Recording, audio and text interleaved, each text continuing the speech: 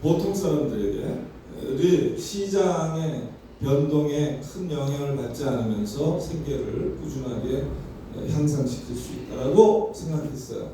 다만 계획경제 100%를 해야 된다라고 생각하지는 않았습니다. 그런 면에서 혼합경제를 깃발을 들었죠. 그럼에도 불구하고 기간 산업에 대해서는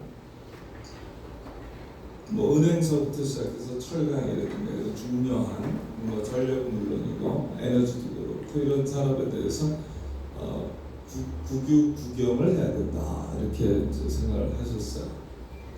아무튼 그 당시에 생각들이죠. 그 당시에 비하면 우리는 지금 한참 경제적으로 보면 조금 후퇴한 것이요.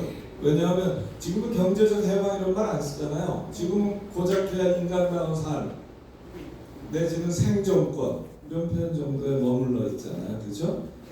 그러니까 레토릭이라 치더라도 당시가 훨씬 더 센 레토릭이었죠. 그런데 몽양 선생님이 정확하게 파악한 게 있습니다. 정치 체제로서 민주주의는 그러니까 국민, 보통 사람이 주인이 되는 세상, 그래서 보통 사람의 열망과 가치가 반영되고 관철되는 세상, 그런 정치와 경제를 만들려면 가장 중요한 건 뭐냐? 대중 참여라는 걸 정확하게 알고 계셨어요. 참여가 강하면 강할수록 정치의 온도가 뜨겁습니까? 차갑습니까?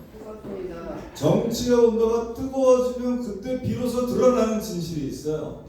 이 세상에 우리가 못 바꿀 거라고 생각했던 것들, 통념으로 도저히 저것은 거대한 벽이야, 넘을 수 없는 벽이야 라고 생각했던 그 도종환이 노래 불렀던 그 벽을 보통 사람들이 손에 손잡고 힘을 합치니까 넘을 수 있더라는 거예요. 허물 수 있더라는 거예요. 그걸 경험할 수 있거든. 대중 참여가 없는 민주주의는 정치 민도가 떨어지고 대중 참여가 없는 민주주의는 사실상 민주주의의 가면을 쓴 파시즘 체제가 될 수밖에 없다라고 정확하게 파악하고 계셨어요. 지금 제가 쓴 표현이 그 연설에 있는 겁니다. 민주주의의 가면을 쓴 파시즘이 된다. 는 말씀하셨어요. 정치 민도가 떨어지는 나라에서 민주주의를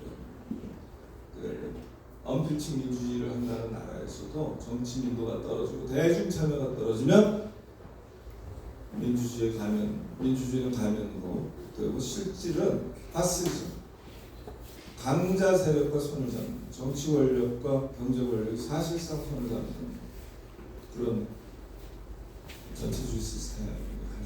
갈 수밖에 없다. 지독한 권력 중심 권위주의 정권으로 갈 수밖에 없다는 걸 파악하고 계세요. 그러면 어떻게 해야 되겠어요? 우리가 지금 몽양 선생의 정신에 따라서 우리 한국 정치를 진단해 봐야죠. 뭘 중시하셨다고요? 대중 참여. 정치 민도를 높이고 대중 참여를 올리고 정치를 뜨겁게 해서 우리가 평소에 저거는 넘을 수 없는 벽이야 라고 주저앉았던 체념했던 그 법과 제도들, 결국은 사람이 만든 법과 제도지 하늘에서 만들어준 거 아니잖아요. 땅에서 솟아난 것도 아니잖아. 자연스러운 건 하나도 없잖아. 그건 우리 집단 지성이, 우리 집단 의지가, 우리 집단 열망이, 우리 집단 체념이, 집단 무지가 만들어낸 산물 아닙니까? 그래서 버티고 있는 거거든. 그래서 버티면서 우리를 옥죄고 있는 거거든. 거기에 우리가 죄수가 될 필요가 없잖아요. 그 안에 죄수가 돼서 죄수의 딜레마를 느끼면서 살 필요가 없잖아. 어떻게 하면? 우리가 참여하면, 우리가 주인의식을 갖고 주인답게 굴면 분명하죠. 그죠? 어떻게 할 것이냐. 제가 시간이 많지 않으니까 빨리빨리 건너뛰어야 되는데요. 자, 우리 대의민주주의를 하고 있잖아요. 대의민주주의라는 건 선거민주주의입니다. 민주주의를 딱 선거 민주주의로 축소시킨 거예요. 민주주의라는 거의 이상은 보통 사람이 주인이 되는 정치 경제 제도, 보통 사람이 주인이 되는 국가 체제를 말하는 거겠죠. 보통 사람이 권력을 가지, 권력에서 소외되는 게 아니라 그 국가 체제를 말하는 건데, 민주주의를 선거 민주주의라고 생각하는 순간, 선거 민주주의 무슨 뜻입니까? 선거는 사람을 뽑아 올린다는 뜻이에요. 선거. 우리가 예를 들어서 윤석열이가 내란 수개인데 저놈을 어떻게 처벌할 것이냐, 이걸 놓고서 국민 투표할 수 있습니까? 국민 투표로 정할 수 있습니까? 저 지규현이가 시간 단위로 계산했어요. 지금까지 없던 신박한, 지가 법을 만든 놈이야, 그죠? 말이 안 되는 거예요. 이거를 공식적으로 다투려면 즉시 항고라든가 일반 항고를 해야 되는데 검찰에서 둘 다 안 한 거 아닙니까?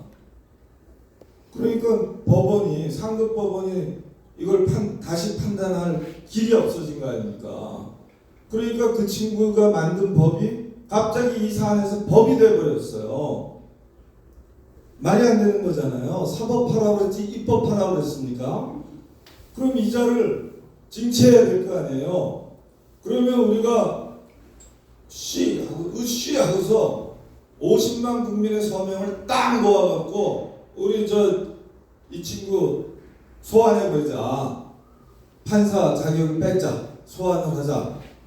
할 수 있습니까? 없죠. 지금 제도에서. 할 수 없는 게 자연스럽고 당연하고 마땅하고 옳은 일입니까? 아니요. 100% 잘못했어요. 100% 마땅하고 옳은 일은 아니지. 할 수 있을 때가 있어야지. 그죠? 그걸 너무 남용하더라도 또 문제가 혹시 있을 수 있으니까 우리가 얌전하게 좀 얘기하자고요. 일반 시민이 주권자이잖아. 네. 그럼 주권자가 반드시 주권자답기 위해서 할 게 있어요. 우리는 지금 주권자가 주권자다우려면 딱 두 명만, 세 명만 뽑으라는 거야. 첫째 대통령 뽑고, 둘째 국회의원 뽑고, 셋째 자치단체장 뽑고, 넷째 하나 더 있네. 교육감 뽑고, 다섯째도 있네. 광역의원, 기초의원 뽑아라. 이 5가지 부류가 우리가 선거할 수 있는 유일한 사람들 아닙니까? 이게 정치 권력이에요. 우리가 갖고 있는 정치 권력을 4년에 한 번씩 선거하면서 100% 누구한테 줍니까? 그 정치 권력을?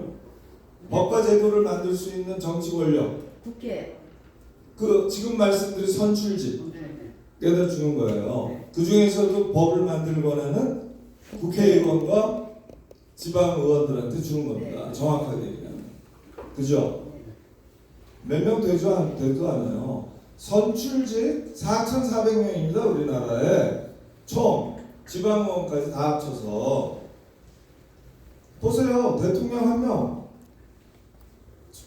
시도지사 17명, 시도교육감 17명, 시군구 226명입니다. 그러니까 시장, 군수, 구청장이. 그 다음에 대통령을 견제하는 국회의원 300명, 시도지사와 시도교육감을 견제하는 시도의회, 광역의원들 820명 될 거예요. 그 다음에 226개 시군구 장, 시장, 군수, 구청장을 견제하는 시군구 의원, 기초의원 2,800명쯤 되죠. 이거 다 합치면 4,400명이에요.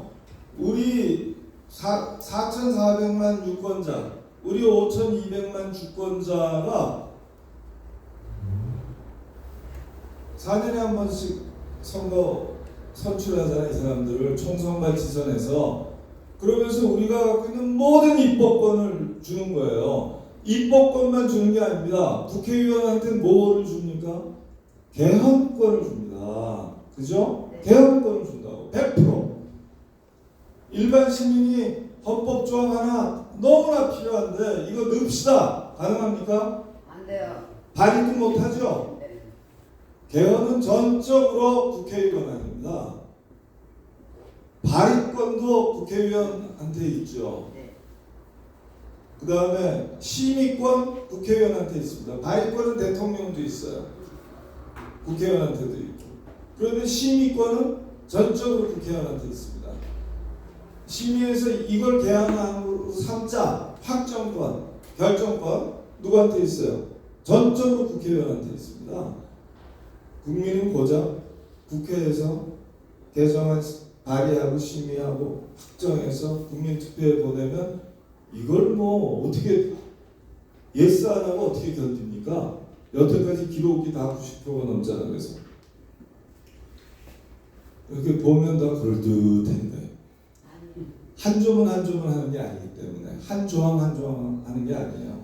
그냥 통으로 예스 노를 하려잖아요. 그러면 10개 그럴듯하고 1개가 미심쩍어. 그럴 때 여러분들 어떻게 해요? 반대하기 어렵죠?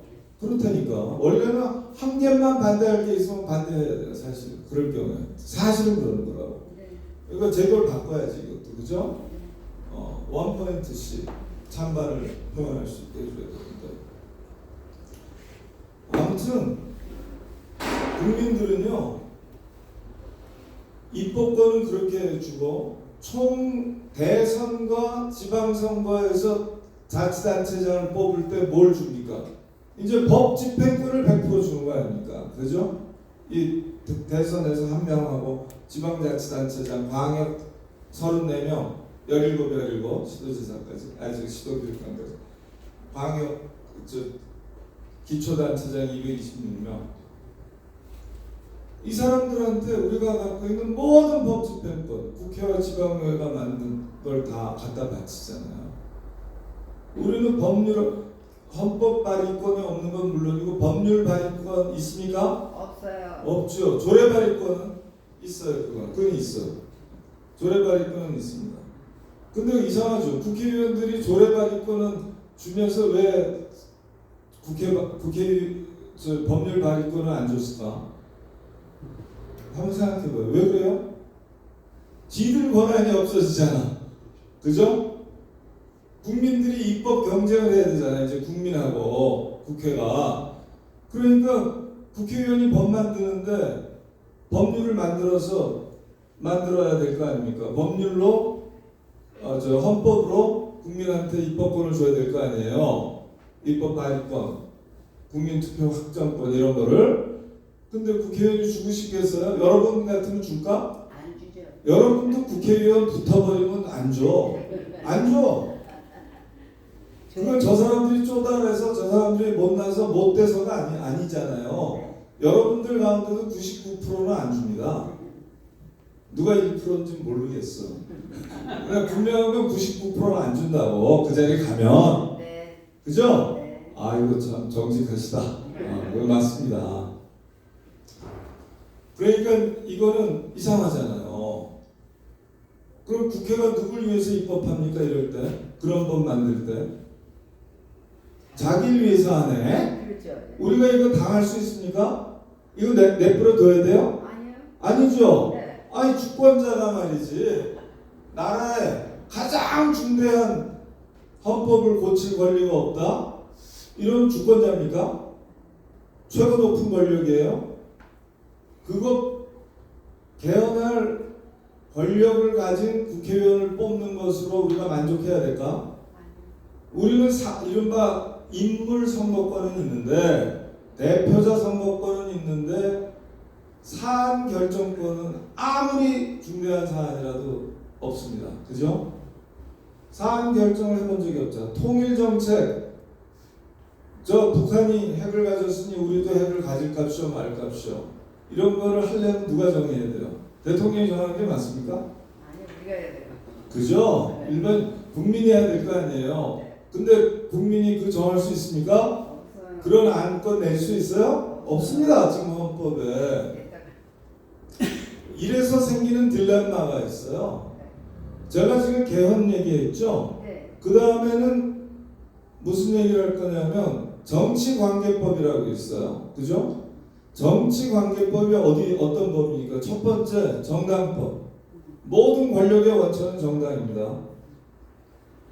정당, 군소정당 생각하지 마시고 신생정당도 마시고 어떤 정당? 거대 양당. 거대 양당이 우리나라 정치 권력의 원천 저수지예요. 거대 양당이 번갈아가면서 대통령 내고 번갈아가면서 국회의원 다수파를 만들어내고 번갈아가면서 지방 방역 시도지사 내고 시장 군수구청장 만들어내지 않습니까?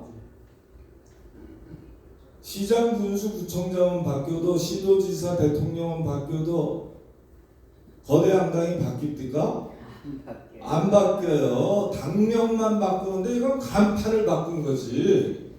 술집이 그 자리에서 그대로 하는데 계속 간판만 바꾸는 거 아닙니까? 그러니까요.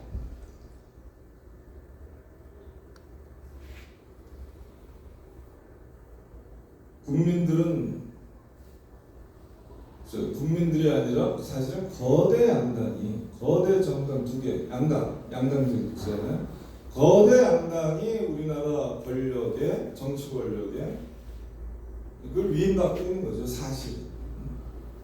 자, 그럼 정당 그래서 이제 봐요. 국회의원의 95%가 정당 소속, 거대 양당 소속이죠. 네. 과거에 안철수당이나 뭐 이런 거 있을 때 한 10% 가까이가 김종필 당이나 이런 게 있을 때 한 10% 가까이를 차지한 적이 있어요, 그 사람들이. 근데 그래 봤댔잖아요. 85% 이상은 늘 거대 양당이 먹고 있었습니다. 지금 95% 먹고 있어요. 그러니까 국회의원 이퀄 거대 양당 소속으로 보시면 돼. 그죠? 그러니까 근데 물로 좀 주실 수 있을까요? 물? 우리 일이 없어서.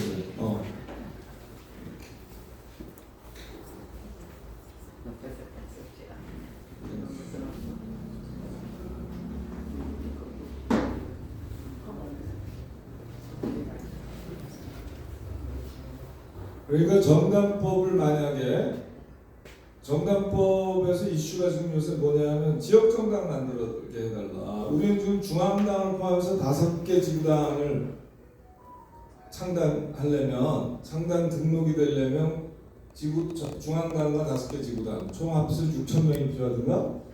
5,000명. 그거 합쳐서 중앙당에 반드시 있어야 되고 4개 이상의 지역당이 있어야 되잖아요. 그래서 각 정당 중앙당과 지구당마다 1,000명 이상씩 당원이 있어야 돼서 5,000명 이상이 필요로 해요. 그런데 이것이 번거로울 뿐만 아니라 정말 호남과 영남에서는 지역당 필요가 있잖아요. 어쩌면 경기 북부에서도 있을지 몰라. 강원 북부도 혹시 거기에 낄지도 모르겠네. 북부동맹. 그런데 이런 지역당을 만들려고 하면 누가 허용해 줘야 돼요? 지금 지역당은 안 되게 돼 있거든. 왜냐하면 중앙당이 반드시 있어야 되고 5,000명 이상 있어야 되니까. 이 조항에 의해서 득보는 사람들이 누구예요? 거대 양당이죠. 거대 양당이 이 법을 지키고 있는 겁니다. 거대 양당이 지역정당 허용하는 법을 만드는 걸 거부하고 있죠. 실제로는 국회의원이죠, 물론. 국회의원은 근데 거대 양당 소속 아니야, 그죠? 그러니까 개헌이 안 되는 것도 거대 양당한테 맡기니까 안 되는 겁니다. 국민들은 개헌할 게 어떻게 해야 되는지 알고 있어. 그런데 거대 양당한테 맡기면 전혀 개헌이 일어나지 않아요. 그게 지금 40년 지난 겁니다. 87년 이후에. 그리고 국민이 안 된다는 것만 골라서 개헌하자고 해. 그게 뭐냐면 내각 책임제니 뭐 이런 것들이에요. 국회의장급들은 예외 없이 내각 책임제 개헌을 원했어요. 왜냐하면 정치적 지분이 있는 사람한테는 그게 유리하거든. 국회의원 한 15명 이상만 거느리면 찬스가 오거든. 합종연행하면서. 그러니까 그 사람들은 그게 무지 좋은 거예요. 근데 국민들은 그런 걸 알아서 노땡큐잖아. 한 번도 국민들은 눈길도 안 줬잖아요. 그래서 개헌이 안 된 거예요, 지금까지. 달리 안 된 게 아니지. 그 보세요. 개헌도 안 되죠. 정당법도 못 고치죠. 선거법 우리가 고칠 수 있습니까? 없어요. 선거법 우리가 죽을 고생을 해갖고 5년 전, 6년 전에 고쳤잖아요. 패스트 트랙 태워갖고 연동형 선거법 만들었잖아. 비례대표제 선거법으로 바꿨잖아요. 네. 그랬더니 국힘당이 도무지 인정할 수 없다고 하면서 뭐 만들었어요? 위성정당 만들었어요. 그랬더니 국힘당만 득보게 할 수 없다고 하면서 민주당이 또 따라 있습니다. 이걸 첫 번에만 하나 했더니 4년 후에도 똑같게 하네. 제가 보기에는 4년 후에도 못합니다. 그냥 놔두면 양대 정당은 똑같은 짓 할 수밖에 없어요. 무섭지 않습니까? 선거법을 고쳐놓고 거대 양당이 선거 결과를 100% 예측하면 좋은데 예측할 수가 없잖아요. 그러니까 불리할 것 같거든. 사실은 지난 2번 위성정당 만들어서 재미 본 건 민주당이었습니다. 최소한 12석 정도, 10석 이상 이익 받고요. 국힘당은 사실은 이익 본 게 없어요. 지들이 안 그래도 연동형으로 했어도 얻을 의석 정도를, 비례 의석 정도를 얻은 겁니다. 왜냐하면 걔들은 당 지지율보다 지역구 선거에서 워낙 대패했기 때문에 연이어서, 그래서 정당 투표에서의 득표율보다도 더 못 나왔거든. 조금 못 나왔어요. 그렇기 때문에 국힘당은 이익 본 게 없고, 그 계산 완전히 잘못한 놈들이고, 민주당은 사실은 실리를 봤습니다. 근데 아무튼 중요한 건 뭐냐면 선거법 못 고치더라는 거야. 거대 양당한테 줬더니 그지같이 고쳐놓고. 왜 그지같이 고쳤냐면 300석을 400석으로 늘려놨잖아요. 비례대표를 150석만 했으면 위성정당이 성립을 안 합니다. 성립 못해요. 내가 그 설명할 시간은 없지만 여하간 분명히 말씀드릴 수 있어요. 의석을 안 늘리고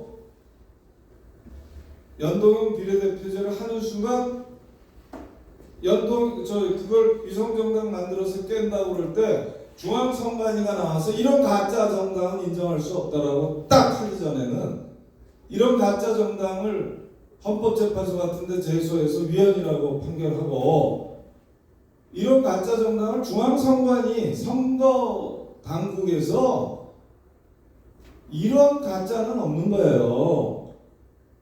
원래요, 나쁜 짓은 남 몰래 하는 거 아닙니까? 재수 없으면 들키는 거고, 나쁜 짓은 남 몰래 하잖아. 그런데 얘들은 대놓고 하잖아. 왜냐? 남 몰래 하면 표가 안 오잖아요. 지지자들한테 표를 바꿔달래야 되잖아. 위성정당을 찍어달라고 해야 되거든. 그러니까 나쁜 짓을요, 편법이지, 편법. 편법을 공공연하게 노래 불러요. 당 대표서부터 이게 우리 위성정당이야, 이렇게. 여러분, 위장 이혼을 나팔 불면서 하는 거 봤습니까? 위장 폐업을 나팔 불면서 하는 거 봤어요? 위장 전입을 나팔 불면서 신문 방송에 광고 때려가면서 하는 거 봤습니까? 그리고 위장 창당을 위성정당이 위장 창당 아닙니까?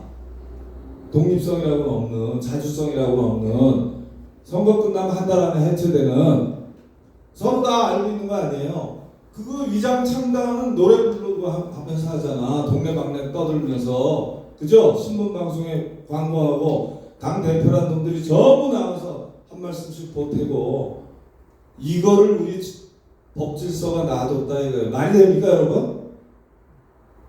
더 말이 안 되는 건요, 한번 이 짓거리를 하고 나서 4년 동안 위성정당 방지법 하나 못 만드는 놈들이에요. 거대 양당이.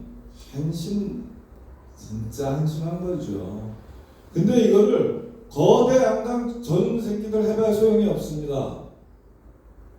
구조를 바꿔야 되는 거예요. 왜냐면 300석의 비례 연동형을 실시하는 순간에 위성정당으로 가는 길이 활짝 열리거든. 그걸 중앙선관위 차원에서 틀어막지 않는 이상, 그걸 법무부 차원에서 위성정당 바로 해산명령 내리지 않는 이상, 왜 안 해요? 그걸? 아무튼 길이 없는 건 아닌데 그렇게 된다는 거예요. 자, 그럼 보세요. 정당법에서 지금 위성정당, 지역정당 처리 못했어. 선거법에서 연동형 제대로 못했어. 개헌 죽도록 안 됐어. 그 다음에 보세요. 정치관계법이 또 뭐가 있나요? 정치자금법 한번 얘기해 볼까요? 정치자금법의 제일 큰 맹점은 뭐냐면 원외 정치인이 정치 후원금을 1원도 못 받는 거예요. 나경원이가 원외에 있을 때도 1원도 못 받았죠. 여기 저 민주당에서 뭐 누가 떨어져 원외에 있었단 말이에요. 그러면 3선을 했건 4선을 했건 1원도 못 받죠. 대표적으로 노회찬 아닙니까? 그 삼성 떡값 검사 7명 이름을 본회의장이나 상임위원회 발언한 게 아니고 나와서 춘추관에서 했거든. 기자회견, 공식 기자회견단에서. 그거는 면책특권 대상이 아니라고 우기면서 결국은 이 국회의원직을 박탈했잖아요. 노회찬 같은 정치인한테 돈 1원만 줘도 정치자금법 위반으로 엮여놨잖아. 자, 원외 정치, 지난 총선에서 낙선한 사람을 원외 정치인이라고 합시다. 그리고 현역 의원은 어떤 사람들이에요? 지난 총선에서 붙은 사람들 아니야, 그죠? 그럼 현역 의원 중에는 지지난 총선 지난 총선에서 계속 떨어지다가 붙은 놈도 있고 별 사람 다 있잖아요, 그죠? 그런데 붙는 순간 입장이 바뀌어. 그거 지지난 선거에서 떨어졌을 때는 내가 정치를 몇 년을 했는데 말이야, 내가 정치원금 이런 돈 못 받게 하냐고 앙앙거리잖아요. 국회의원이 됐네. 다시 싹 되면 어떤 생각이 듭니까? 쟤한테 정치원금을 허용하면 내 라이벌한테 돈 주는 거 아닙니까? 그럼 내 선거가, 내 재선이, 내 3선이 어려워지죠? 그죠? 내 다가오는 선거에서 나만 유리하지가 않고 다른 당의 낙선, 원외 정치인들 낙선해서 지금 원외 지구당 위원장, 원외 지구당 위원장이 정치인이에요? 아니에요? 정치인 아닙니까? 그죠? 그런데 1원도 못 쓰게 한다니까. 국회의원은 1억 5천씩 따박따박 걷고 대선이 있거나 지방선거가 있으면 더블로 3억까지 거둘 수 있게 해놨어요. 지들은. 그런데 라이벌 진짜 살아있는 정치인인데 그 사람들도 떨어졌을 뿐이지 지난 선거에서. 그 친구들은 1원 한 장 만질 수 없게 만들어 놓은 거거든. 그 왜 그래요? 누가 법을 만들어서 그렇다고요? 국회의원이. 국회의원은 누구 소속이라고요? 거대 양당. 그 거대 양당과 국회의원한테 이런 법을 만들게 하는 게 옳습니까, 여러분? 정치관계법.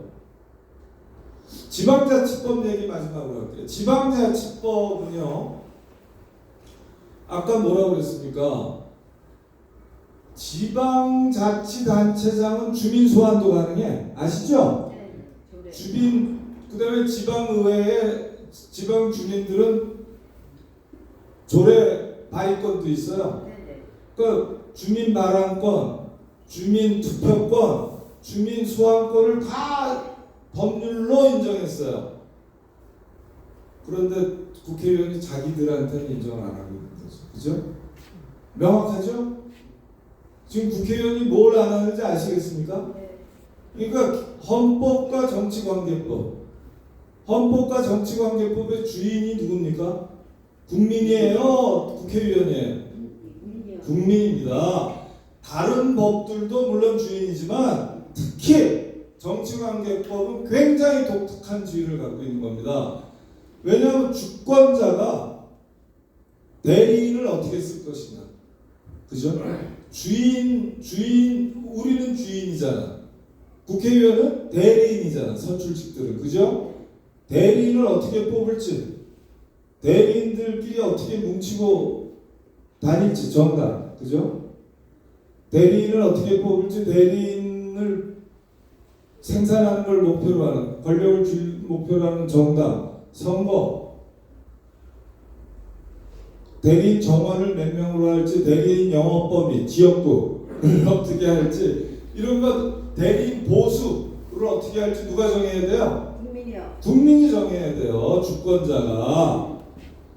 이거를 주인이 안 정하고 대리인한테 정하게 하는 게 말이 안 되죠. 유감스럽게도 전 세계가 이러고 있나요? 그래서 제가 이거는 특허내려고 그래요. 전 세계 지적 재산권으로. 제가 만든 말이 있어요. 국회의원의 자기 입법 특권이라고 만들었습니다. 헌법과 정치관계법에서 국회의원과 거대 양당은 셀프 입법 특권을 누린다. 다 같이 해볼까요? 셀프 입법 특권. 셀프 입법. 법의 기본 원칙 중에 기본 원칙은 이해상충을 피하는 거 아닙니까? 그러면 국회의원은 다른 건 몰라도 정치관계법은 누구에게 적용돼요? 국회의원에게 적용되는 법이잖아요. 네. 맞죠? 네. 헌법에 국회의원에 관한 국회의 권한이 쫙 있잖아요. 헌법하고 선거법, 정당법, 국회법, 정치자금법, 지방자치법은 다 국회와 관련이 있습니다. 왜 그런 줄 아시죠? 봐요. 주권자와 대의 권력 간의 권력 분립이 먼저 최우선이에요. 그래서 주권자가 선거법만 가질 것인지 중대한 사안을 직접 결정할 수 있는지, 이게 첫 번째 쟁점이겠죠. 우리나라는 어떻게 정했습니까? 주권자가 인물 선거권, 대표자 선거권 외에는 중대한 결정, 아무리 중대한 사안이라 할지라도 전혀 직접 결정할 수 없다. 네. 반드시 대표자가 300명이 대가리 맞대고 심의하고 토론하고 타협하고 조정해서 만드는 수밖에 없다. 대의 결정, 대의 민주주의, 순도 100% 대의 민주주의로 가야 된다. 이렇게 결정이 된 거예요. 그 국면에서. 이게 꼭 옳다는 게 아니에요. 그 당시에 그런 거야. 그 당시에 그런 게 지금까지 오고 있는 거예요. 사실은 1948년 헌법서부터 어떻게 보면 비슷하게 오고 있는 건데, 정확하게 얘기하면요, 1972년 이른바 유신헌법까지는 뭐가 있었냐면 제3공화국헌법에서는 국민의 개헌권 발의권이 있었습니다. 50만 명 이상의 서명으로 국민들은 개헌안을 발의할 수 있었어요. 근데 개헌안 발의권에서 그쳤지, 이것을 바로 국회가의 심의를 거치지 아니하고 내지는 국회가 의견만 붙여서 바로 국민투표에 붙여서 국민 과반수로 결정하게 하는 거기까지는 안 갔어요. 그럼에도 불구하고 개헌안 발의권을 헌법적 권리로 보장받았습니다. 그래서 박정희가 삼선 개헌을 하고 유신 헌법이라는 걸 만든 이유가, 이 3공화국 헌법을 그대로 놔두면 유신 헌법 개헌 운동을 할 수가 있거든. 그래서 그 조항을 빼버렸죠. 그럼 87년 민주화 개헌을 할 때 당연히 그놈을 살려야 되잖아. 안 살린 거예요. 그래서 우리의 헌법이 조금 덜 똑똑하지, 사실은. 뭐 그 당시에 역학관계라든가 이런 걸 다 따져봐야 됩니다만, 아무튼 제가 볼 때는 그런 아쉬움이 있어요. 우리 헌법의 아쉬운 점은 이루 말할 수 없습니다. 사실은 헌법 굉장히 고쳐야 돼요. 제왕적 대통령제도 헌법과 법률로 보장받고 있는 거고요. 제왕적 대법원장 제도는 더합니다. 이런 후진 건 없어요. 제왕적 대법원장이라는 건 뭐냐면 이렇게 보시면 돼. 국회의장이 국회의원을 누굴 시켜줄지 결정하고 300명을, 그 다음에 이 300명을 어떤 상임위원회에 꽂을지를 결정하고 마음에 안 들면 바꿀지를 결정할 수 있다. 이 인사권이잖아요. 국회의장이 국회의원 인사권 갖습니까? 전혀 없잖아. 오직 국민이 뽑잖아요. 국민만 국회의원 인사권을 갖는 거 아니야. 그런데 우리나라 대법원장은 3,200명 법관 모두에 대해서 인사권을 갖습니다. 모두에 대해서. 대법관 시켜줄 사람, 헌법재판관 시켜줄 사람, 법원장 시켜줄 사람, 고등법원 부장 시켜줄 사람, 뽀다고 나는 승진전보, 그 다음에 뽀뽀지, 영장 서울중앙지법 보내줄 사람, 서울고법 보내줄 사람, 영장 전담 판사를 누구로 할지, 선거법 중요하잖아요. 국회의원, 정치인 목소리들. 선거법 합의부장을 누굴 시킬지 이런 인사권 다 갖고 있어요. 재벌들 쩔쩔매는 저 금융조사부 이런 법원에 이런 부가 몇 개 있거든. 이런 부를 누굴 채울지 다 갖고 있어. 또 금융맨들이 제일 무서워하는 거는 남부지법이거든. 왜냐면 여의도가 남부에 있어서. 그 남부지방법원의 판사를 누구로 채울지 이런 걸 다 대법원장 혼자 쥐고 흔들잖아요. 이거야말로 사법 독립을 방해하는 거거든. 여기에 법관이 눈치 안 볼 도리가 있습니까? 어떤 인간도 여러분들도 마찬가지예요. 우리들도 99% 우리가 그 시스템에 들어가면 대법원장님의 눈치를 안 볼 수가 있겠어요? 이 판결 대법원장이 좋아하실까? 중대한 사안이에요. 우리 대법원장이 누구한테 빚졌지? 누가 임명시켜줬지? 이거 좀 고민 좀 되시겠는데 이거 이렇게 판결해갖고 내가 승진할 수 있을까? 내가 꽃보직 갈 수 있을까? 내가 대법관 될 수 있을까? 이런 생각 해야겠어 안 하겠어요? 그러니까 이거 구조적인 문제고 제도적인 문제지 사람의 인성 문제가 아니에요. 그죠? 도덕성 문제가 아닙니다. 법관 개개인의 도덕성 문제로 치환할 수가 없는 구조적인 부분이에요. 그죠? 이걸 누가 보장하고 있어? 헌법이 보장하고 있거든요. 이러한 낙후한 헌법이라고 우리가 사실. 근데 그 헌법 지금 못 고치고 있는 거 아닙니까? 왜? 거대 양당이 합의를 안 하잖아. 뭐 때문에? 권력 구조를 놓고 합의를 안 하잖아. 그 잘난 대통령제냐, 내각 책임제냐 이런 걸 맨날 직감하고 있고.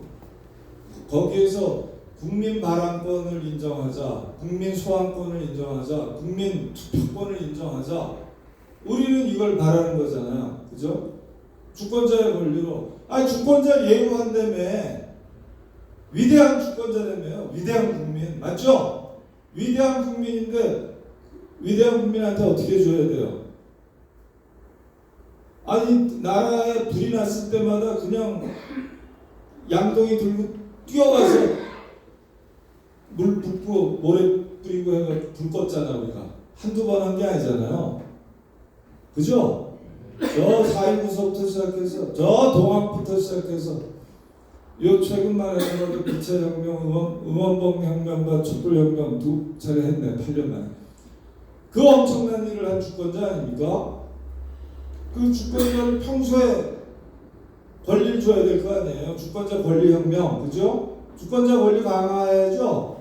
이거 여론조사하면 88% 나옵니다. 여론을 따라야 될 거 아닙니까? 88% 여론을 안 따를 제가 있습니까, 여러분? 확고한 거 아니에요? 네. 여러분, 많은 사안들은요, 여론조사라고 해봐야 50%선 나오죠? 70% 이상이 찬성하는 사안도 거의 드문 거 아시죠? 여론조사 할 때. 70%가 넘는 찬성이면 사회적 합의가 있는 겁니다. 그 정도면 컨센서스가 만들어졌다. 이렇게 얘기해도 되거든요. 그 정도면 안전하게 입법화도 되는 거예요. 안전하게 민심이라고 봐도 됩니다. 70%가 넘는 거예요. 그러나 50% 갖고서 민심이라고 할 수는 없어요. 사실은. 민심은 갈라져 있는 것이죠. 민심이 한 방향을 가리키지 않고 있는 것이고, 그리고 사실 여론조사로 보이는 민심은 굉장히 한계가 많은 민심입니다. 왜냐하면 여론조사는 인스턴트 민주주의거든. 여론조사 여러분 전화 받을 때 되게 해줍니까? 해주세요. 어마막장한 권력입니다. 5,200만, 4,400만 성인을 대표해서 불과 1,000명이 무작위 추출된 거 아니에요. 여러분한테 기회가 오는 거 아니야. 여러분은 한 20분 쓰면 되잖아. 길게 잡을 때. 여러분 갑자기 4,400만 분의 1의 목소리에서 1,000분의 1의 목소리로 10,000배 뛰는 거 아닙니까? 10,000배. 여러분들의 가치가 44,000배 뛰는 건가? 그죠? 1000 곱하기 44,000. 오잉. 언제 우리가 그런 존재의 대폭발을 경험합니까? 44,000배를 뛰는데 어마막지한 힘이에요. 그래서 여론조사 응하세요. 네. 가급적이면 네. 어마막지한 파워. 근데 그래 봤댔자 안 돼요. 여론조사 솔직히 모르는 것도 많고 저 같은 사람도 모르는 거 많아요. 나 대답 못하겠어. 그렇다고 누구한테 물어볼 수 있어요? 챗GPT한테 잠깐 물어보고 내가 대답할 테니까 좀 기다리시오. 할 수 있습니까? 안 돼요. 즉흥이거든. 인스턴트라고. 누구하고 의논할 수도 없고요. 누구하고 컨닝할 수도 없고 누구하고 나 좀 학습하고 토론한 다음에 내가 혼자 학습해보고 친구들하고 토론한 다음에 내가 이 귀중한 여론조사에 한 표를 행사하리다. 내일 이때 전화해주라. 2시간 있다 전화해주라. 나 반드시 한다. 이렇게 하면 해줄까요? 아니요, 안 해줘요. 어지간하면 안 해줄 겁니다. 네, 넘어가 그래. 그러니까 그래서 여론조사는 통념을 재는 데 좋아요. 통념이 뭔지. 통념이 진실입니까? 아니죠. 통념은 인습의 결과일 수도 있고 편견의 결과일 수도 있고 프로파간다의 결과일 수도 있잖아요. 그죠? 선동의 결과일 수도 있고 통념은 여러 가지로 형성되거든요. 그런데 다수가 갖고 있어. 이게 지금 무서운 거예요. 이 대부분의 정치 투쟁은 통념과의 싸움이거든. 그죠? 노예제도 그 당시에는 노예제를 유지해야 될 101가지 이유가 있습니다. 통념상. 통념이 그렇게 무서운 거예요. 통념을 못 바꾸면 여론을 못 바꾸고 여론을 못 바꾸면 정치를 못 바꿔요. 분명하죠? 폭력이 없는 이상, 그죠? 폭력으로 하나, 폭력을 버리기로 했기 때문에 그때부터는 여론을 움직이는 통념하고의 싸움이에요, 사실은 한편으로는. 그래서 언론이 중요한 거 아닙니까? 자, 요약하겠습니다. 요약하면 어떻게 될까요? 민주주의에서 대중 참여가 중요하고 민주주의에서 인간다운 생활권이 민주주의의 목표일 것이다. 인간다운 생활권은 모두에게 각자에게 보장해서 인간다운 존엄성과 가치를 개성을 다 잠재력을 다 이끌어낼 수 있는 그 정도의 인간다운 의식주를 포함한 이걸 내놔야 되고 10분 걸린다. 10분. 거기 서 있으면 부담돼요. 저기 가겠습니다. 12분. 땡큐. 우리 이두엽 선생은 약속도요 이렇게 해요. 보통은 30분 단위로 끊잖아요, 약속을. 5시 반 아니면 6시가 되고 그 다음에 6시 반에 가잖아요. 저 양반은 꼭 형님 6시 22분에 모십시다 이런 사람이야. 그래서 그 말이 된다. 그래서 저도 어떨 때는 6시 8분에 만납시다 하는데 아무튼 12분을 주시니까 고맙네. 그래서 대중 참여를 가로막고 있는 수많은 법들이 있어요. 그게 정치관계법이에요, 사실은. 대중 참여를 1차적으로 허용할 것이냐 말 것이냐를 결정하는 것은 대중 참여를 용이하게 할 것인가 어렵게 할 것인가. 대중 참여를 선으로 볼 것인가 악으로 볼 것인가. 악으로 보면 눌러야 되고 선으로 보면 부추겨야 되잖아요. 그 장려할 것인지 억제할 것인지를 누가 결정합니까? 헌법과 정치관계법이 결정하죠. 그죠? 그런데 이 헌법과 정치관계법은 지금 누구 손에 가 있다고요? 헌법과 법률에 의해서 누가 100% 갖고 있어요? 국회와 국회 배후의 거대 양당이 갖고 있는 겁니다. 그 틀에서 그 족쇄에서 우리가 못 벗어나고 있는 거예요. 그 예를 여러 가지 들어드렸죠. 왜 정치자금법은 원외 정치인한테는 이론도 허용하지 않는지, 왜 지역정당이나 위성정당을 불법화시키지 못하는지, 불법 금지법조차 못 만드는지 쪼다 알아서 그렇다고만 얘기할 수가 없잖아요. 300명 우리가 뽑은 사람들이 다 쪼다 얘기가 있나? 쪼다가 아니라서 그럴 거라고 보는 게 합리적이겠지. 쪼다가 아닌 채로 합리적인 자기 이익을 추구하는구나 이렇게 보는 게 훨씬 더 합리적인 해석일 거예요. 그 지방자치단체는 주민투표, 주민발안, 주민소환을 다 인정하면서 중앙정부에는 인정 안 하는 이런. 그 왜 그러냐? 헌법과 정치건강법 결정하는 건 첫째로 주권자와 대의권력 간의 관계. 대의권력을 총합을 정부라고 그러는 거예요. 정부. 그죠? 대의권력의 총합을 정부라고 그러는 거예요. 그러면 주권자와 정부의 권력 분립이 있잖아요. 그 지금 뭐라고 그러고 있습니까? 인물 선거권, 대표자 선거권은 당근이고 중대 사안에 대해서는 주권자가 직접 발안하고 중대한 법안이 국회를 통과했어. 대통령도 승인했고 공포됐어요. 그때 국민이 노땡큐. 이 법은 틀렸어. 국민 거부권. 국민 거부할 수 있게 하고 공직자를 뽑아놨는데 이게 완전히 마탱이가 간 놈이네. 잘못 뽑았어. 윤아무개 같은 이런 놈들은 당연히 소환해버려야죠. 그죠? 소환이 가능하게 해야 될 거 아닙니까? 선출직을 우리가 뽑아놓고 4년 임기를 보장해야 되는 법이 있습니까? 망나니 이미 입증이 됐는데? 없잖아요. 국민 소환해야지. 이게 직접 민주주의적 결정이잖아요.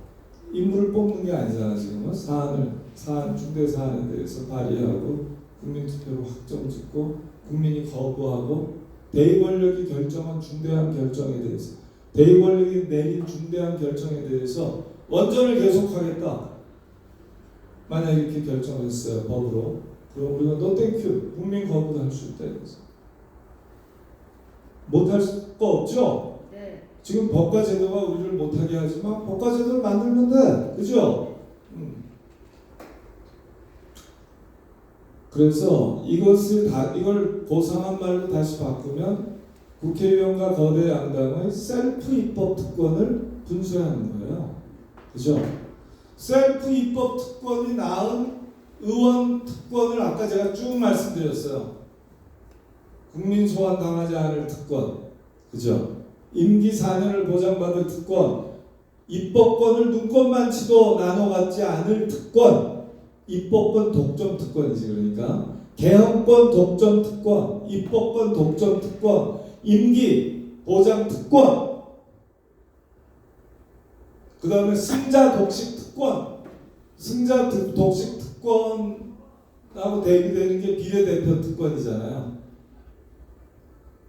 여러 명이 나와서 딱 한 표라도 많이 받은 사람이 과반수 여부를 불문하고 한 표라도 많이 받은 사람이 1등하면 대표권을 독식하잖아요. 비례대표는 뭐예요? 승패자 할 것 없이 비례해서 받은 만큼 내가 30% 받았으면 30% 내가 대표하고 내가 20% 받았으면 내가 20% 대표하고 10% 받았으면 10% 대표하자. 어떻게? 정당한테 놓아주면 되잖아. 그죠? 정당 득표로 정당 지지율이 확인되잖아요. 총선 당시에. 그 득표 수만큼 비례해서 의석을 가지면 됐을 거 아닙니까? 그러면 한 표도 사표가 없잖아. 그죠? 우리가 정당 투표에서 던진 표는 한 표도 사표가 안 되지 않습니까? 근데 이게 단순 다수 승자 독식 대표제를 채택하는 순간 거대 양당제가 정착이 되고 거대 양당제가 되는 순간 아까 말씀드린 일들이 쫙 일어나게 돼 있잖아요. 지금 그죠? 그래서 정치 문제, 대중 참여를 막는, 대중 참여를 진작시켜서 민주주의를 활성화하고 보통 사람의 권력을 강화시키는 방법은 첫째로 적어도 헌법과 정치관계법에서는 국회가 적용하면 안 돼요. 국회가 법을 만들면 안 된다. 그거는 전부 다 정치관계법은 국회의원한테 적용되고 정당한테 적용되는 거예요. 그죠? 국회법이든 정당법이든 정치자금법이든 선거법이든 다 그 사람들한테 적용되잖아. 그러니까 내가 나의 입법자가 되면 안 되지. 그걸 자기 대리라고 그러거든요. 국회의원이 주권자를 대리해야 됩니까? 자기를 대리해야 됩니까? 너무 쉽잖아. 주권자를 대리해야 되잖아요. 그런데 모자를 2개 써. 주권자를 대리한다고 그러다가 이 정치관계법 입법 협상 국면이 되면 그 모자 쓱 내려놓고 자기 모자를 써. 그거 안 되잖아요. 그래서 그 자기 입법 특권 남들은 안 갖는 거란 말이에요. 그런 특권을 국회의원만 거대 안강만 갖는 거라 제가 특권이라고 붙였고 자기 대리라는 뜻에서 그걸 셀프 입법이라고 한 거잖아요. 그래서 셀프 입법 특권을 없애야 된다. 그것이 민주주의를 살리는 길이요, 대중 참여를 활성화하는 길이요, 주권자를 주권자답게 예우하는 길이다. 동의하십니까? 확실해요? 예. 그리고 시민의회나 공론조사 같이, 왜냐하면 아까 여론조사는 민심을 알아보지만 통념에 치우쳐 있고 그렇기 때문에 숙고된 여론조사, 정보를 충분히 알고 학습을 충분히 하고 충분히 토론해서 내려지는 집단지성, 보통 사람을 뽑아갖고 여론조사 하듯이 무작위 추출하잖아요. 1000명, 500명 하는 경우도 있고 300명 하는 경우도 있잖아요. 사람 수가 줄어들수록 에러가 좀 더 커지죠. 에러 범위가. 그렇지만 무작위 추출을 하면 남녀 비율도 50대 50 맞추고 연령대 비율도 정확하게 맞추고 지역 거주 지역 비율도 맞추고 성별, 연령대, 거주 지역 비율, 직업 비율도 맞추고 학력 비율도 맞추고 정치 성향 비율, 진보냐 보수냐 중도냐 뭐 이런 거 다 맞출 수 있잖아요. 그거 맞춰갖고 한 500명 뽑은 다음에 이 500명을 드립다 공부도 시키고 토론도 시키고 그러다 보면 좋은 의견이 나오겠습니까? 안 나오겠습니까? 나와요. 한 몇 시간 하면 나올까? 10시간 갖고는 안 되고요. 50시간에서 한 200시간. 바라본데 중대한 사건은 100시간 안팎으로. 주말 이틀 5시간씩 10시간, 6시간씩 12시간씩 해갖고 10타임 하면 120시간 아니에요? 그 정도면 충분합니다. 간단한 사안은 한 60시간 하면 되고요. 30시간은 역시 좀 짧지만 아무튼 아니 생전 생각 안 해보던 사람도 서로 대립되는 견해를 양 전문가들 대립되는 견해를 가진 사람을 불러야 되잖아요. 그렇게 하고 막 대립되는 견해를 하면 홀딱 빠지질 않게 되잖아요. 지금 당장 들을 땐 다 그럴듯한데 또 반대하는 걸 들으니까 그것도 다 그럴듯해. 그러다 나중에는 이제 가리게 되잖아. 그죠? 어떤 게 더 적합성이 있는지 이런 걸 가리게 되잖아요. 그래서 보통 사람이 생각하기에 이게 답이다가 70% 이상 뭉쳤잖아요.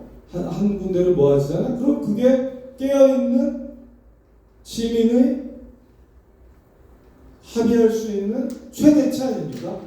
깨어있는 시민이 도달할 수 있는 최대치 집단지성 아닐까요? 그건 여론조사하고 완전히 차원이 다르지, 그제? 그러니까 지방자치단체나 이런 데서 열심히 이런 시민의회 방식이나 공론조사 방식을 채택해야 되는 겁니다. 이걸 우리가 추첨 수기 민주주의라고 해요. 이게 더 돈이 덜 들지. 직접 민주주의는 진짜 중대한 사안에 한정할 수밖에 없고, 참고로 대만 같은 데서는 1년에 한 번씩 몰아서 하는데요. 한 10개씩 한 7, 8개씩 올라와요. 캘리포니아나 스위스는 1년에 4번을 아예 국민투표율을 정하고 있어요. 중대사안. 3개월마다 한 5개 정도 안팎으로 결정하고 있고요. 그건 골치 아파요. 공부해야 돼서. 투표율이 그래서 높진 않지. 한 20몇% 되고 뭐 30% 되고 그런데 미국은 2년마다 선거하거든요. 큰 선거를 해요. 왜냐하면 하원의원 임기가 2년이라고 그러는 건데 2년마다 선거를 하는데 그 선거 때마다 약 10서너 개 정도가 되는 그 국민 발안이 올라옵니다. 그러니까 유효한 뭐 몇 퍼센트를 모아야 된다 할 때 그 몇 퍼센트를 다 검증해요. 그렇게 해서 유효한 국민 발안이 성립하잖아요. 그럼 그걸 국민 투표에 붙이게 돼 있어. 그 가장 가까운 중간 선거에다 붙이게 돼 있거든요. 그래서 2년마다 오는 선거에 10개 넘는 사안들을 다들 결정해야 돼요. 캘리포니아나 20개 주 국민들은요, 20개 나라의 국민들은 그러고 있습니다. 여러분, 스위스, 캘리포니아, 대만만 우리 국민의 민도가 못할까요? 우리 위대한 주권자들께서 그럴 리가 없죠. 걔들도 하는데 걔들은 100년 전부터 했어요. 대만은 한 7, 8년 됐고요. 캘리포니아는 110년 넘었고요. 스위스는 한 150년쯤 됐어요. 스위스 민도 150년 전에 뻔한 거 아닙니까? 캘리포니아 민도 110년 전에 뻔한 거 아니에요? 우리보다 좋습니까? 대만이 7, 8년 전에 우리 민도를 따랐을까요? 우리 민주시민 의식을 천만에 우리가 발달한 나라입니다. 이걸로 저는 꿈꾸고 있어요. 우리가 대의민주주의에서는 고무짝하고 바꿔먹고 투표권을 얻어서 고무짝하고 바꿔먹고 막걸리 한잔하고 바꿔먹었잖아요. 왕년에 한 20년 전까지도 그랬거든. 지금은 없어졌어요. 그 가치를 몰랐지. 여하 대의민주주의, 선거민주주의 도입은 우리는 48년부터 아닙니까? 1948년부터 80년 가까이 된 거고요. 그건 후발 국가였어요. 그죠? 왜냐하면 서양 제국주의 국가나 또 그들의 독립식민지들, 남미와 호주, 뭐 캐나다 이런 나라들은 다 이제 북구 이런 나라들이 독립국가였으니까요. 그래서 유엔이 만들어질 때 53개국이 참여하거든요. 그때 독립국가, 주권국가 53개국밖에 없었다는 얘기예요. 지금은 200개지만. 그래서 그 53개국 입장에서 보면 우리가 후진국이었지, 그치? 그러나 종합민주주의, 대의민주주의, 선거민주주의를 근간으로 하되 중대사안 직접민주주의와 수기가 필요한 사안, 통념에 찌드는 사안들, 그래서 수기가 필요한 사안들에 대해서는 추첨 수기 민주주의, 이 3자의 민주주의 결합으로 우리 대한민국이 최고의 민주주의 국가, 대중 참여가 활발해서 파시즘이 권위주의 권력이 얼씬도 못하는 그런 나라로 만들어낼 수 있죠. 여러분들 꿈꿀 수 있죠? 함께 꿈꿉시다. 민주주의 1등 국가. 요새 식으로 얘기하는 시대인데 그래도 그런 거 좋아하는 사람도 있습니다. K민주주의 이른바. 민주주의 3관왕에서 1등 되는 나라. 3위일체 민주주의를 반드시 성공시켜서 위대한 국민답게, 주권자답게 예우받고 행동하십시다. 고맙습니다. 여원 선수의 바람하지 않는 바입니다. 그것이. 삼위일체 민주주의 얘기하시니까 고등학교 때 삼위일체를 공부했던 잘 그렇고 저 서울시 교육감으로만 우리가 이제 이미지가 굳어있지만 법학자로서 대단히 심도 있고 통찰력이 있는 특강을 해주셨습니다. 다시 한번 박수 한번. 질문을 좀 받을 텐데 시간이 많이 늦었으니까 두 분만 2분씩 두 분만 질문을 받겠습니다. 제가 이 구역이니까 2분씩 두 사람만. 자, 일어나. 성년 부위원장님.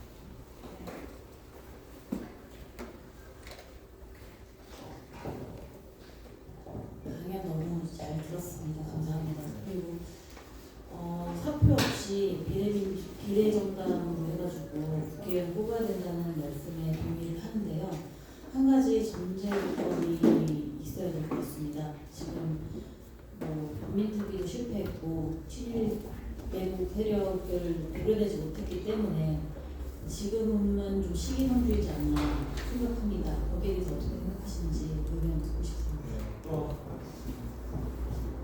자, 한 번 더. 편안하게 한 번만 더 질문을. 선생님 오랜만에 오셨습니다. 네. 질문을 소개하셔야 된다고. 네, 소개는 안 하셨어요? 네, 소개는 이따 다시 할 거고. 자, 질문 없으십니까? 워낙 이게 저 힘도 있고 통찰력 있고 또 법률에 관계이 된 것은 더 힘드실 수 있겠습니다. 자, 그러면 일단 답변하시고 늦게 오신 분들 몇 분 잠깐 자기소개하고 마무리하겠습니다. 참 희한한 건 제가 법 얘기 추워도 안 했는데 자꾸 법 얘기했다고 했어요. 그죠? 저는 제가 어디 법학한 사람 같습니다. 전혀 아니에요. 전혀.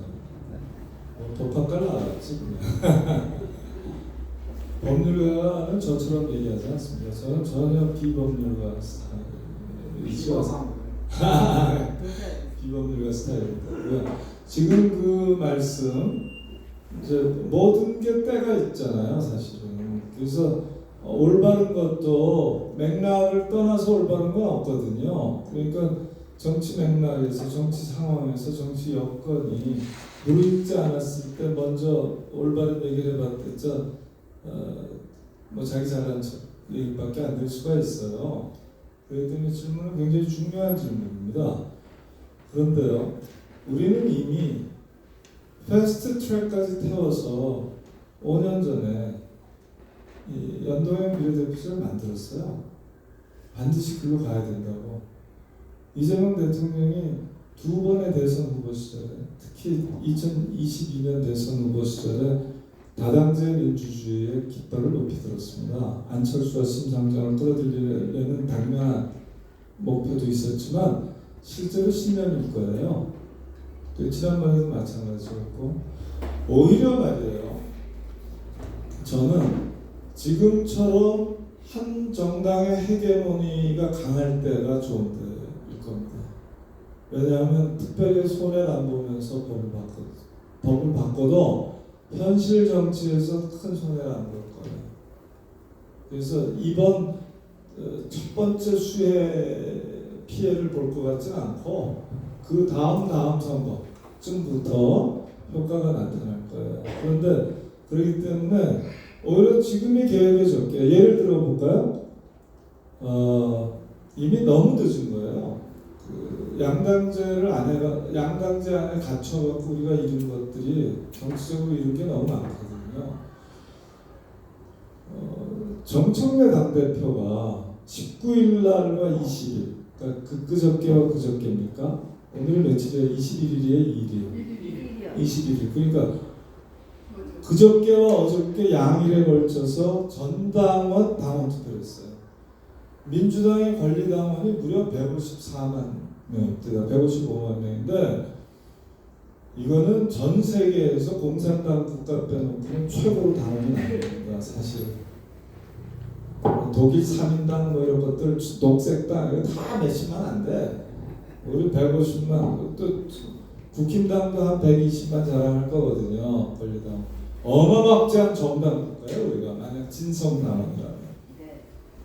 점점 진성당원화도 있지만, 아무튼 이런 것도 나 이제 거품을 좀 덜어낼 때가 된 건데, 전당원 투표를 하면서 뭘 했냐면 1인 1표제, 그러니까 대의원한테 당원으로 20표까지 더 줄 수 있게 만들었거든요. 언제? 대표 선거와 최고위원 선거를 할 때에 한해서 대의원들을 당 내부 사정을 잘 하니까 20배 이내 20표까지, 최대 20표까지 차등 선거권을 주자, 투표권을 주자, 이렇게 된 거예요. 이걸 정청래가 뭔 소리냐, 민주주의는 1인 1표제에서 1인 1표제로 바꾸는 거 어떻게 생각하십니까? 했어요. 88%의 예스가 나왔습니다. 당연한 거죠. 당연한 겁니다. 지난번에 그런 어떻게 결정해요? 보면 권리당원 40%, 대의원 30% 모였잖아. 대의원 몇 명 안 되는데 30% 지분을 갖고 있잖아, 결정권을. 그 당대표 뽑을 때도 그렇고. 그래서 이게 왜곡 효과가 많다 이렇게 보는 거예요. 일반 당원은 우리가 왜 40%밖에 안 되냐? 국민 주권처럼 당원 주권이지 이렇게 생각하잖아요. 그러니까 절대적으로 통과돼 버렸어요. 두 번째로 여러분들 지난 총선서 민주당과 국힘당이 다 시스템 공천을 잘하네요. 시스템 공천이라면 기본적으로 당 기구 지도형이고 당 대표 중심형입니다. 시스템 공천은 시스템적인 타협을 얘기하거든. 그래서 당 대표는 전략 공천권을 갖고 한 3, 40명입니다. 미니멈. 사고 지부하고 비례대표 전적으로 당 대표에 권한을 하고 현역 위원은 단수 공천 프리미엄을 가져요. 지난번에 120명이 단수 공천됐습니다. 그러면 90명 정도만 경선에 붙여졌어요.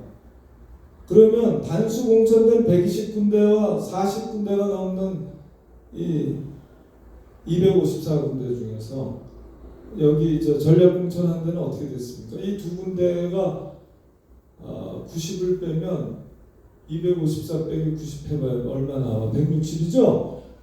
160석 정도는 경쟁자가 드글드글해. 전략 공천에는 특히 무주공산이기 때문에 경쟁자가 7, 8명씩 돼요. 그 무주공산 지역이 전략 공천 지역이기 때문에. 그 다음에 조금 약세나 이런 단수 공천 중에서도 좀 상대적으로 약한 사람들도 대여섯 명씩 있다고. 이 사람들은 피선거권을 완전히 박탈당한 겁니다. 그죠? 당원들은 선출권을 완전히 박탈당한 거고 이 후보자들은 경선 후보자들은 피선거권을 완전히 박탈당해요. 사실 선거에 나갈 수가 없거든. 탈당하지 않으면 무소속 출마를 안 하면. 그 사실 피선거권이 없는 거거든요. 그러니까 이게 시스템 공천이라는 거거든.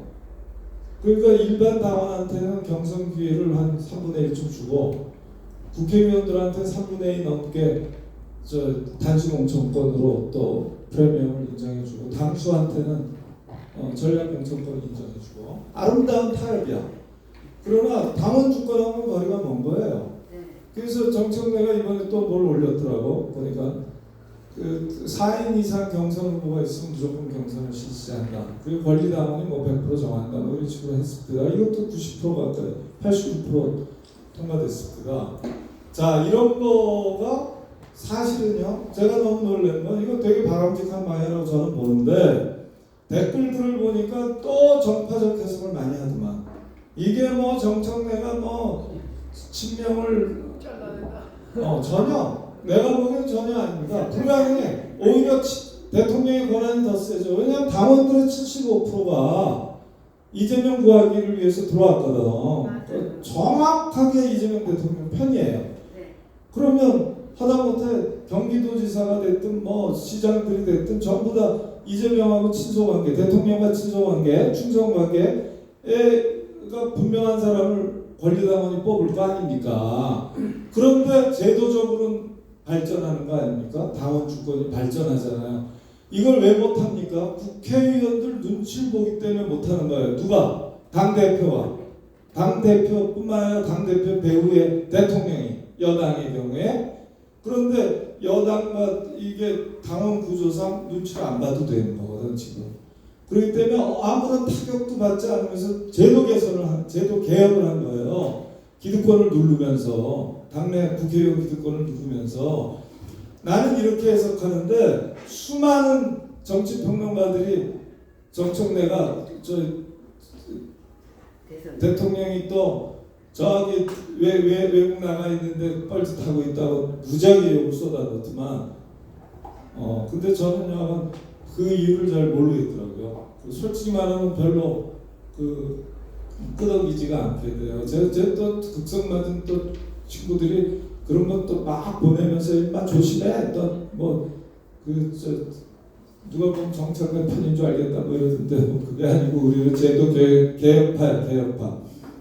답변이 됐을 거예요, 그죠?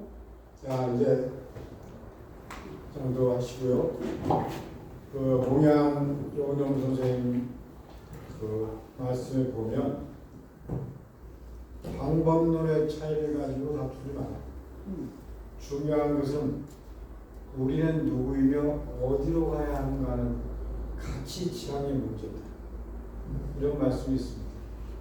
봉양 선생님은 워낙 통이 크신 분인데 그 아무것도 아니고 자기 이해관계 때문에 다투고 하는 것을 좀 딱 그 끌어안고 이 좌우합작, 중도통합 이 관점에서 크게 세상을 변화시키려고 몸부림을 취했습니다.